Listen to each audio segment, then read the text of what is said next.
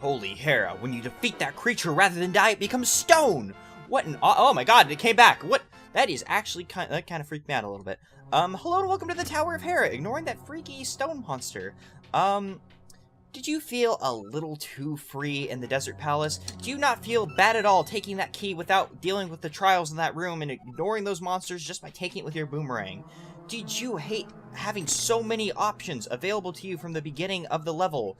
Well, for last level. Well, you're gonna love the Tower of Hera because it's cramped, it's small, it's linear, it's a great final level to A Link to the Past, which is a great game, but come on, 3 levels, what do you think we are? An actual baby? Seriously.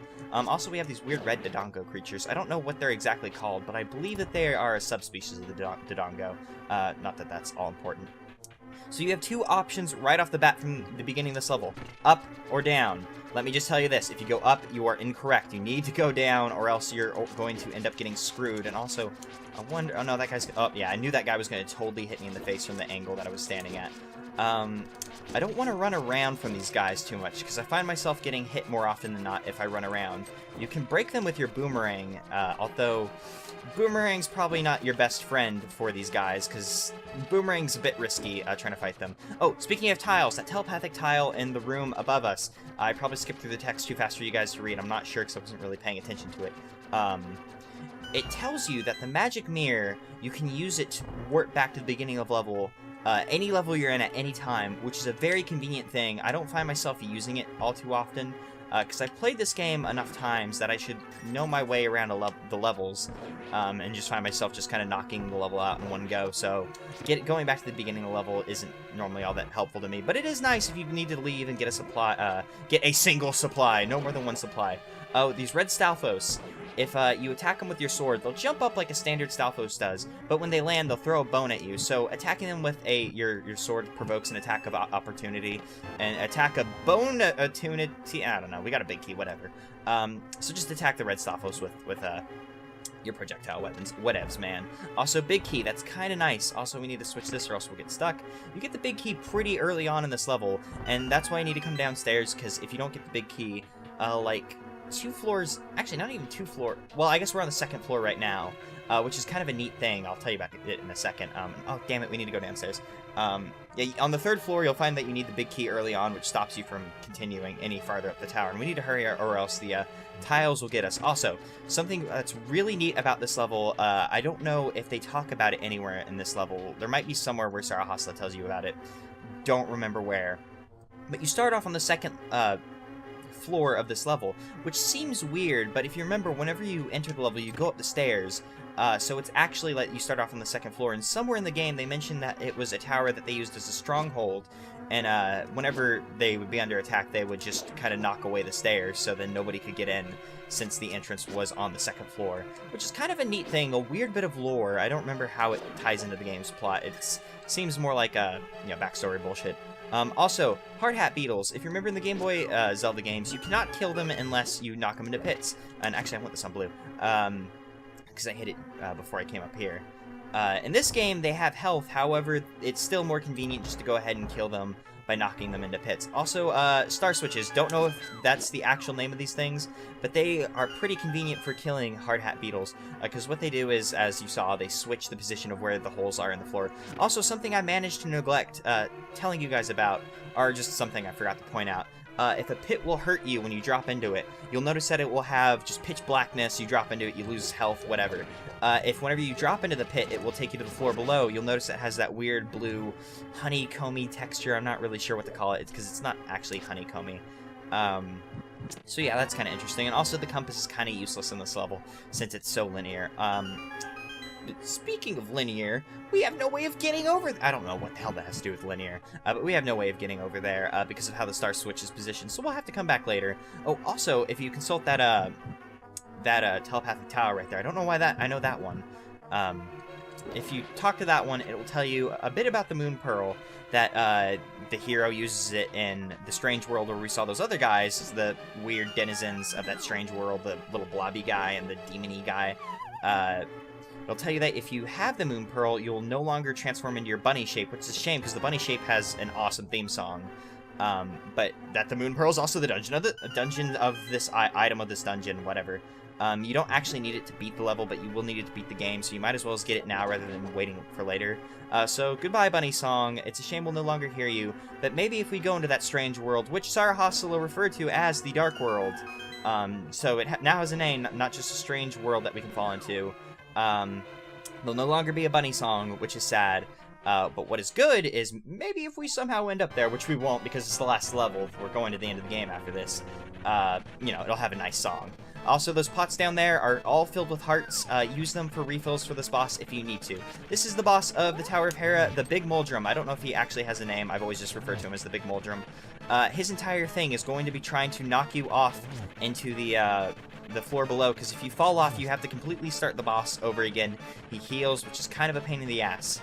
It's normally a good idea to go after him with spin attacks, because if you miss and just hit him, you'll bounce off of him, so he won't hit you. It's also kind of a double-edged sword, because it could bounce you into the pit, but he's not all that difficult of a boss. You probably won't have a hard time.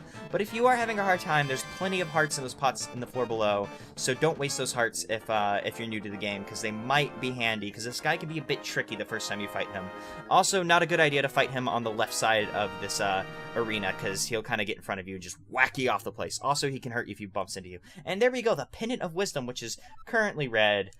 Kind of a weird thing if you played later Zelda games, but we don't give a shit, because now we can go get the Master Sword. And the Master Sword has never been a disappointment in any Zelda game ever. Not at all. So now that we know that these warps, or link between worlds, as we can now call them, will take us to the Dark World. I completely forgot my train of thought there. Since we know those things are going to take us to the Dark World, I suggest we stay the fuck away from them, because going to the Dark World, not a good thing. I mean, it's called the Dark World. I would prefer to stay in our currently non-Dark World, man. I don't know, just kind of my opinion. Maybe your guys' opinion varies a little bit. Although I would most certainly say that people want to avoid the Dark World, so let's just stay the hell away from it. Let's go pick up our sweet-ass Master Sword. And also, do we have any fairies left? I'm not sure if we died in that level. Nope, we still have a fairy left. Sweet. I made a huge stink about it in the last episode. Like, I need that third bottle. Make my life easier. Wham, a big stupid baby, because that's what I actually am. I'm a huge stupid baby. Secret's out. And then we went through the level without wasting a fairy. So that's kind of nice. We will need to find more fairies later. So now that we have all three pendants, we get the Master Sword. Oh, it's still a fake. What a jip. We will have to find the actual Master Sword somewhere. And it's hidden somewhere in these Lost Woods. We'll just have to be careful while finding it. And also, I do suggest being careful, because sometimes there's those bombs underneath the bushes, and those are kind of the worst thing in the world. And I like how I was like, oh, bombs under bushes, be careful, they're the worst. And then I checked every single bush for shit, even though there could have been a bomb under there. And here we go at the end of the Lost Woods, not that well hidden. There's this nice little grove of cute little animals, fuzzy squirrels, adorable chirpy birds that don't chirp. And you walk through here and find the Master Sword. If you consult it with the Book of Medora, it'll tell you, you know, Swords of Evil Bane, blah, blah, blah. I really don't care. I just want my special sword because I found the things to get it. So give me my new sword.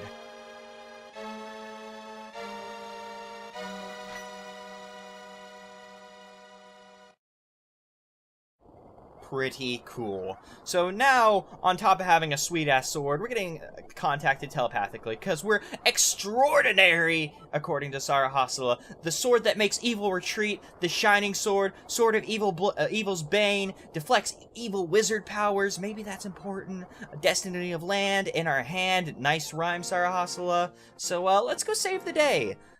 We can now beat up Agnum, we can save the princess. Well, we don't really need to save her, because she's at the sanctuary. Or maybe I just lied, because she's currently being kidnapped.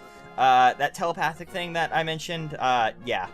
I totally knew she was being kidnapped because of that, and not reasons other than that. Also, I do not want to mess with you, thief.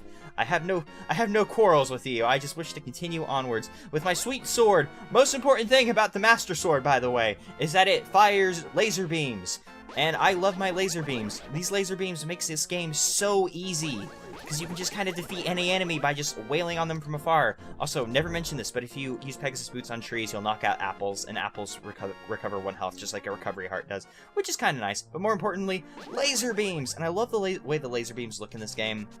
Like little swirly discs, as opposed to like in the Game Boy games where they're like just kind of straight beams, or if you're playing Link's Awakening, they look like the sword, which actually looks kind of nice.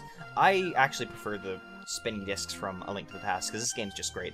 Also, that red poncho guy, if you manage to catch him, he'll tell you something like, "Oh, Lonk, I know you're not a bad guy, but I'm kind of afraid of you because you're a whole, like, wanted man thing now." I think he says something along those lines. I've never been good at catching him.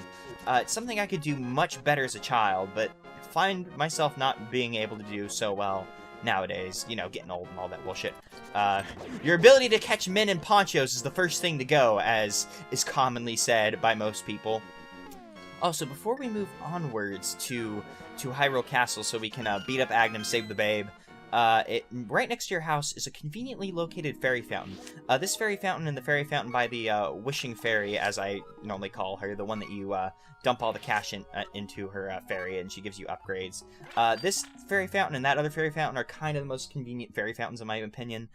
This one because it's right next to your house, and whenever you start the game over again, like, you know, like turn it back on, and it's like, do you want to start from Lonk's house? Well, it'd be your character name here's house. Or you can just start and get fairies. And the other one's convenient because I find myself going back to the Wishing Fairy a lot. And that guy got stuck. New enemy type. Spear soldiers. They throw spears at you. Not important because we're just going to charge by them and break into the castle since they kind of have shitty guards since we can just run by. And oh my god, that green soldier has an extraordinarily short sword. I mean, look, that's like the average size sword, and then he just has like a little itty bitty dagger. And that soldier like gave up on chasing us because I was like pushing on the stairs instead of going up. It's kind of interesting when you go up the stairs. Like time freezes, but that was really confusing. Not important though. Oh, also another good thing about the Master Sword, it's a level 2 sword technically, so it does more damage, but more importantly, laser beams. Also, always more importantly, laser beams. So we're gonna want to go to the highest tower of Hyrule Castle rather than the dungeon, because we explore the dungeon, so why would he be hiding there? You cannot explore this area until you get the Master Sword, because that electricity, you cannot kill it with anything other than the Master Sword. Sword of Evil / Electric Monster's Bane. Also, just like I said, you can totally cheese this game with the Master Sword, because you can just wail on these, like, any enemy from afar, especially these enemies, who I think are tougher versions of the, Chain and Ball Soldier, or Trooper, I don't remember what exactly they're called. Chain and Ball Trooper actually sounds better, so that's probably the name. I think they're a more powerful version, which is kind of neat that, you know, we fought 2 of them right there as opposed to fighting the one that we did at the beginning of the game. So they're really raising the stakes here. So if you were tired of towers from the Tower of Hera, well, I'm going to go ahead and apologize, because this tower's exactly the same. It's very linear, and oh my god, a fairy. He dropped a fairy. That's interesting. We don't need a fairy, though, so it's fine. It looks like we're going to need our lamp out. Also, this bat has an eye for a face instead of a bat torso. That's kind of odd. That looks like something you would run into, something that... It looks like a creature that you would run into, something that is a... It's an inhabitant of the Dark World. That's where I was going with that. I was going to beat around the bush and try and be funny, but I'm a freaking idiot and couldn't get that word out. I don't know why. I'm so sorry. I'm just angry at myself. I hate me more than any of you could ever hate me. I promise. I'm so sorry. Ignoring that outburst, I apologize once more. You can kind of actually screw with these torches by just lighting them from the other side. You don't even need to go in front of them if you don't want to, because you can kind of hit them from the side because of how they're they're hitboxes. Text boxes and hitboxes are very different things. Also, I like that this room stays lit from the light in the other room, even though it has no way of doing that. If it was like light shining in through the doorway, that'd be understandable, but you know, video games, who cares? Also, you can skip a lot of the enemies in these gauntlet rooms, so it's like, come on. Why would you even bother? Also, interior decorator of Hyrule Castle. What the fuck were you thinking, putting these ginormous holes in the castle? Do you want your king to fall into the hole? Seeing as he is dead, I am guessing yes. I'm guessing the interior castle designer was in on Agnem's plan, even though the castle was probably designed like hundreds of years before Agnem was even alive. You know, depending. Maybe he's like some sort of evil monster, disguising himself as, you know, the court wizard / priest / whatever he actually is in this game. I think he is supposed to be like a court wizard, although I believe he's referred to as a priest and like Japanese version. Not exactly sure, because I'm a big stupid. Also, looks like it's time that we have to fight these spear lance soldier guys. It would totally be a spear because they're throwing it, duh. Also, unfortunately, we don't have our sword laser beam, so it looks like we had to do it the normal way.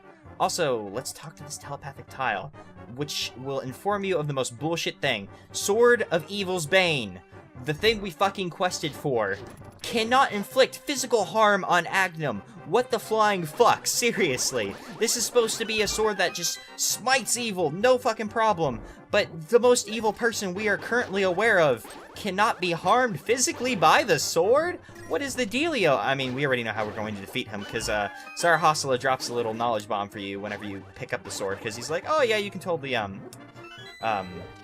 you know, deflect the evil wizard's magic, just giving you a hint that you can do that way ahead of time. Well, not way ahead of the time, seeing as you're going there almost immediately. And also, we do not need to fight you guys, so let's get the hell out of here. Nothing good dropped by you guys. Well, you might drop a key, but if we get stuck without a key, I'll just go, oh man, I'm a big stupid. And I also don't need to fight you guys unless you guys drop a key, so we might be coming back for 2 keys. Actually, I think we're pretty much at the end of the tower, because I remember this being the last room. Come on, seriously, who would put these holes in a castle? Don't you want your royalty to be comforted? Like, this isn't the dungeon. This is the highest tower. This is where you keep your princesses, man. Seriously. Learn shit.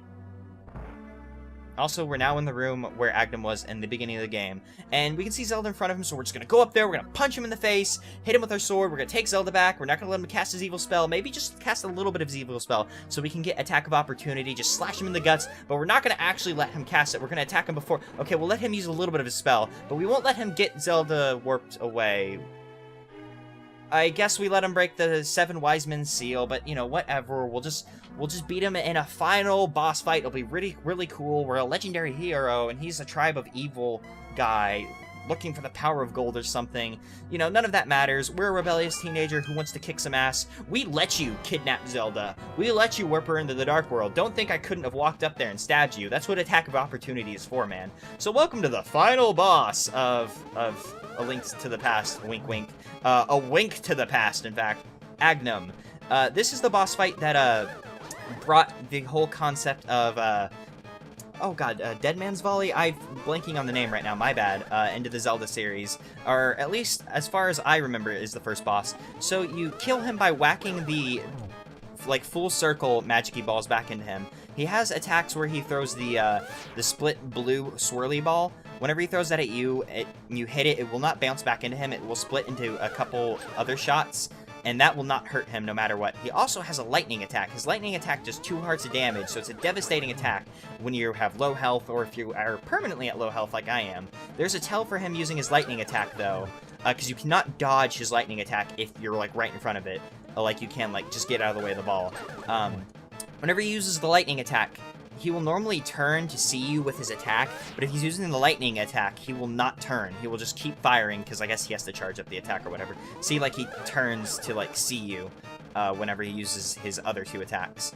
You can only hurt him with that 1 attack, and I have a hard time hitting him, because I am not really bad, or not really good at bouncing the ball back into him, so I find the best way to hit him is if you're right in front of him. But it doesn't matter, because like a true hero, we've defeated him. He doesn't want to admit defeat, so he's going to draw us into the Dark World. Like it matters, though. We have the Moon Pearl. The game's over. There's nothing left to this game. We've won, so just give me the end game cutscene, and we'll be done. Oh, I guess there is more to this game, because this looks pretty bad. And we're being communicated to through the void by Sara Hosola. So this is where the game really picks up. I know I lied to you guys. There's more to the game. It wasn't transparent at all. So this was the Golden Land, aka the Sacred Realm, where the Triforce rested. But now, oh, I'm sorry, the Golden Power. I didn't mean Triforce. My bad. Come on. We know the Golden Power is the Triforce now. Dark Power has twisted it into a dark world. Now we have to go save the day from the Dark World, which is kind of cool, because this is the game that kind of cemented that whole, like, light versus dark thing in Nintendo's head, to my knowledge. So we gotta win back the Golden Power, rescue the 7 maidens, aka the 7 babes of destiny, from Agnum, and, wow, that was actually really weird. I didn't mean to say that, I'm sorry. Gotta save the 7 maidens, you know, bring back the, seal of the 7 wise men, save Princess Zelda, you know, bada bing, bada boom, hero stuff. A lot more dungeons to do. This game actually has the most dungeons of any Legend of Zelda game. It's kind of really cool for that, and is one of the reasons why it might be my favorite Zelda game. And also, our first place to go is the Palace of Darkness. Thanks for tuning in.